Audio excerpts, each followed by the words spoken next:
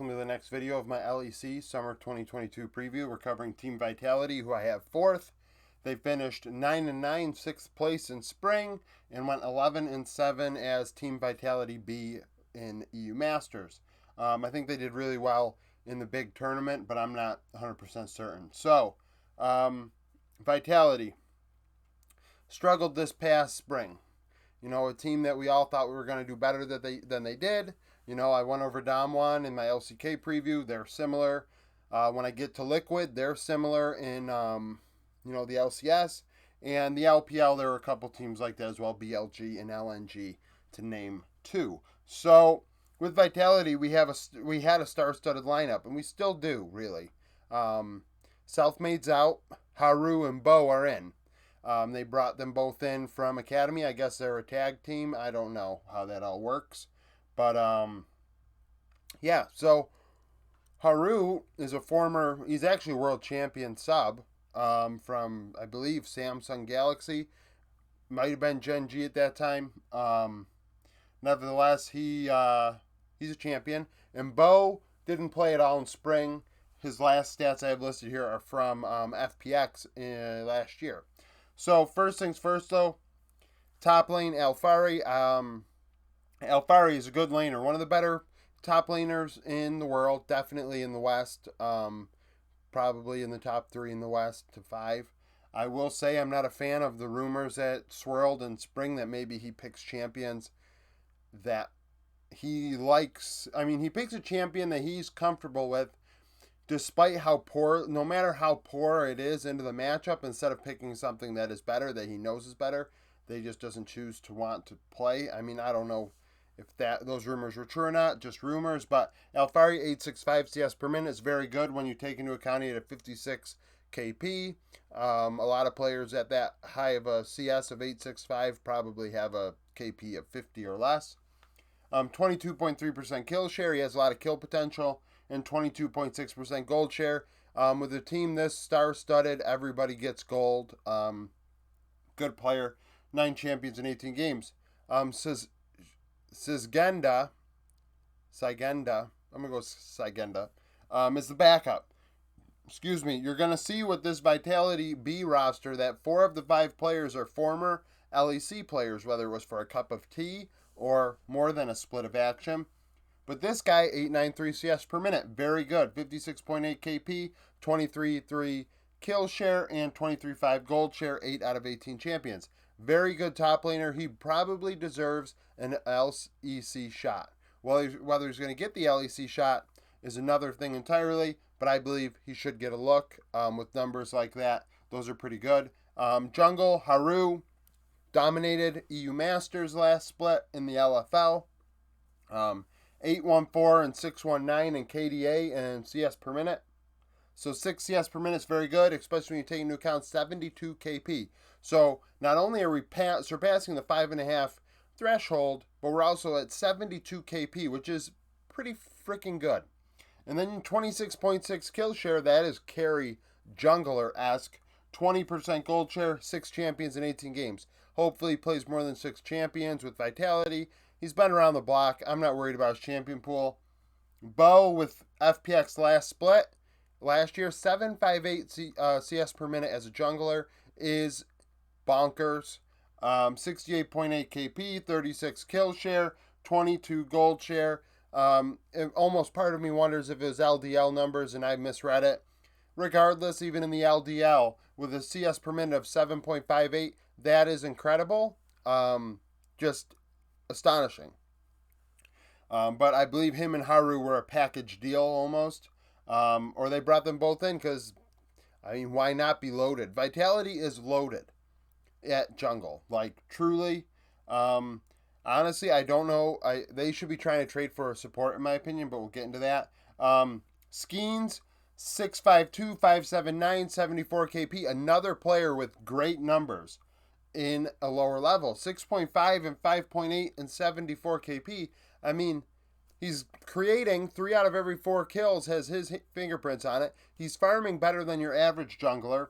Doesn't die. 24 kill share, 19 gold share. He doesn't take an overly crazy amount of gold, but is able to deliver you 1 in 4 kills, played 7 champions in 18 games. This is what I'm saying.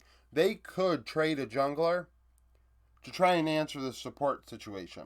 Perks, one of the best players in the world, one of the best mid laners in the world.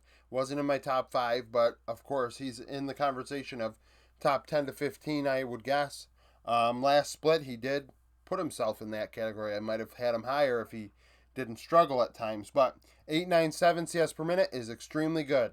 Nearly 9. That is not struggling. Now 61 KP. That's a little lower than your average mid laner, but farming very well. So it's not like he's just playing with himself in the side lane. He's not doing that. 25 kill share, 23 gold share, played 11 champions in 18 games. He can play pretty much anything. Obviously, we saw him play AD carry for a year. The guy is very good. Dplex behind him is a young player, I believe only 19 years old or so. 835 CS per minute. He is not ready for the LEC. 67 KP, 23 kill share, and 22 gold share. 8 champions in 18 games. He is growing and getting better. For now, with Perks as a starter, turning 25, investing in a younger player makes sense. Bot lane Karzi. This is where I'm not a huge fan of Karzi. I'm just not. I didn't really like what I saw with Matt. I thought Kaiser was a lot to do with that. And even now, seeing his numbers without Kaiser, it kind of makes me feel even more. I feel like I was accurate with my assessment. 928 CS per minute is not great, especially when you have 58 KP. So you're not even in all the team fights. You're supposed to be laning, and you're laning poorly. 23-6 kill share, 23-2 gold share. That's the thing with this team. Everybody were getting killed, so he really doesn't have a high kill share. 7 champions in 18 games. Jeskla, behind him. He's had his cup of tea. I don't think he's quite an LEC 80 carry. Under 9 CS per minute, 67 KP. At least he's getting into about 10% more fights than Karzi and giving up 0.3 CS per minute. 26 kill share, 23 gold share, 478 KDA. Jessica played 8 champions in 18 games. They have a very, very extremely good academy team. And it doesn't end there. Support Lebrav. Now, this is not actually me saying that Lebrav is bad, because I'm not saying that. I'm saying Lebrav and Karzi are the weakest players on this team. So, when you look at the jungle situation, I say to myself, you need to move one of these junglers, so Skeens, for a bot laner that you can start. There aren't many trades in League of Legends, and I don't really know why. I think it's a thing that you could pull off, but people don't really do it too often. And I think that that's a thing I would have explored. Lebrav, 67 KP, 7 champions in 18 games, is actually kind of low for support, even in 18 games. I'd expect maybe 8 or 9, but 7. And 254 KDA, at least somebody was falling on the sword, and it was him. Jack Troll, very, very good. Split and spring with Vitality. 79 KP. That's maybe the highest I've seen in the pro leagues and the academy systems, looking at the 4 major regions when it comes to support.